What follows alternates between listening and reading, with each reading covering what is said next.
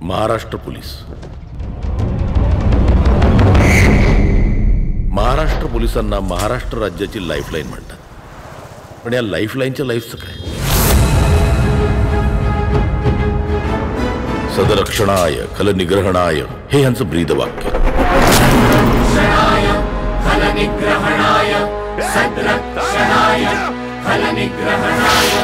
आणि यासाठी ते जगतात आणि मरतातही. 24 तास तुमचं आमचं रक्षण करणाऱ्या ह्या पोलिसांना खरंच तुम्ही जवळून पाहिलंय?